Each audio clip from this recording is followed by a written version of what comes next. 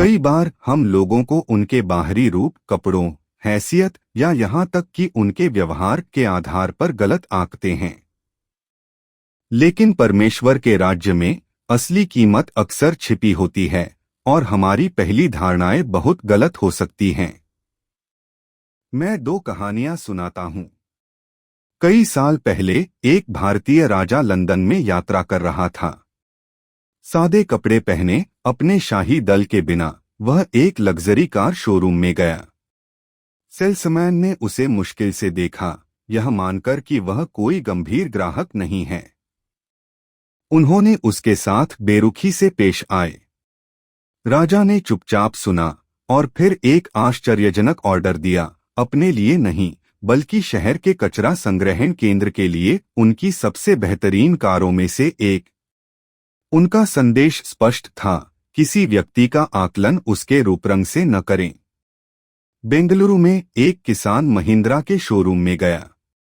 उसके कपड़े कीचड़ से सने थे, उसके हाथ खेती के काम से कठोर हो गए थे। कर्मचारियों ने उसे अनदेखा कर दिया, यह मानकर कि वह नई गाड़ी नहीं खरीद सकता। उन्हें यह नहीं पता था कि उसने उसे खरीदने के लिए पर्याप्त पैसे बचा रखे थे। लेकिन जब तक उन्हें एहसास हुआ, तब तक बहुत देर हो चुकी थी। किसान अपना धंधा कहीं और ले जा चुका था। 2 अलग लोग, 2 अलग दुनियाएं। एक ही गलती, दिखावे से आंकना और किसी व्यक्ति का असली मूल्य न समझना। आज के सुसमाचार में मरकुस 10:13-16 से यही घटित होता है। माता पिता अपने बच्चों को यीशु के पास ला रहे थे। शिष्यों ने इन बच्चों को महत्वहीन समझा, शायद ध्यान भटकाने वाला भी। उन्होंने उन्हें रोकने की कोशिश की, लेकिन यीशु ने सब कुछ रोक दिया और कहा, बच्चों को मेरे पास आने दो और उन्हें रोको मत, क्योंकि परमेश्वर का राज्य ऐसों का है। जिस तरह विक्रेता राजा और किसान का असली मूल्य नहीं समझ पाए, उसी तरह शिष्य भी परमेश्वर की नज़र में बच्चों का मूल्य नहीं समझ पाए। पहली सदी की यहूदी संस्कृति में बच्चों का कोई दर्जा नहीं था, कोई अधिकार नहीं था और उनकी कोई बात नहीं सुनी जाती थी।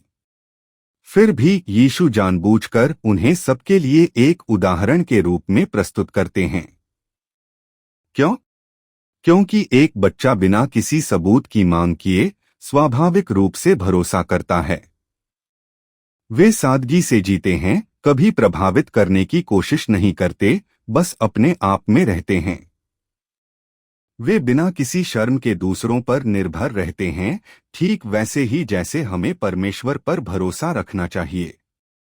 परमेश्वर का राज्य शक्ति, धन या पद से अर्जित नहीं होता, इसे बालसुलभ विश्वास के खुले हाथों से प्राप्त किया जाता है।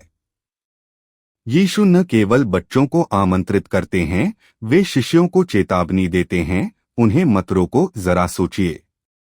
आज हम अपने ही निर्णयों के कारण किसे रोक रहे हैं? क्या हम लोगों को उनके पहनावे के कारण नजरअंदाज करते हैं? क्या हम किसी को उसकी नौकरी, उसके उच्चारण, उसकी शिक्षा या उसकी सामाजिक स्थिति के कारण खारिज कर देते हैं? क्या हम चर्च को टूटे फूटे और खोजी लोगों के बजाय परिष्कृत लोगों के लिए एक जगह बनाते हैं?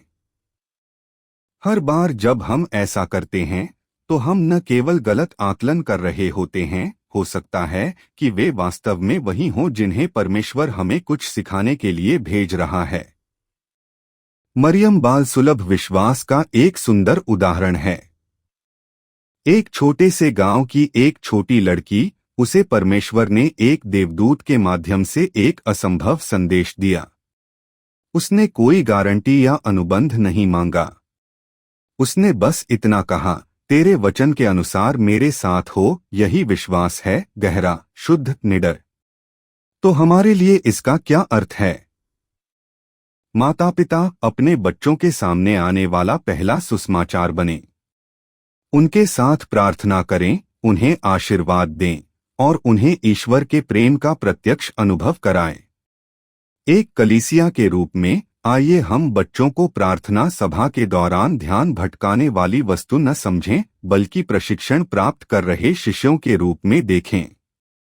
उनकी उपस्थिति समुदाय के लिए जीवन का प्रतीक है और हम सभी के लिए लोगों को ईश्वर की नजर से देखना फिर से सीखें। सुपरमार्केट में, दफ्तर में, स्कूल में या बस में उनका अभिवादन करें जिनका कोई अभिवादन नहीं करता। अकेले लोगों के साथ बैठें, बेजुबानों की सुने। अगर यीशु उस कार शोरूम में होते, चाहे लंदन में हो या बेंगलुरु में, तो वे राजा और किसान दोनों का समान रूप से स्वागत करते, उनके धन के कारण नहीं बल्कि उनकी मानवता के कारण।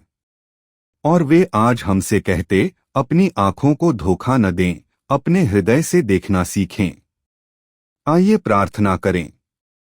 प्रभु यीशु, आपने बच्चों का स्वागत तब किया जब दूसरों ने उन्हें ठुकरा दिया था।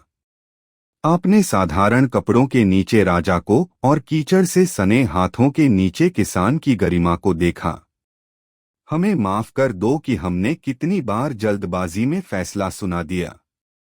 हमें भी तुम्हारी तरह देखने की आंखें दो, बिना किसी शर्त के स्वागत करने वाला दिल दो और बच्चों जैसा भरोसा करने वाला विश्वास दो।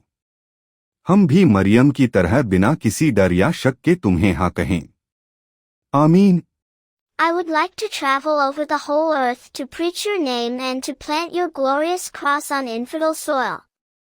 But one mission alone would not be enough for me. I would want to preach the gospel in all 5 continents simultaneously, even to the most remote islands.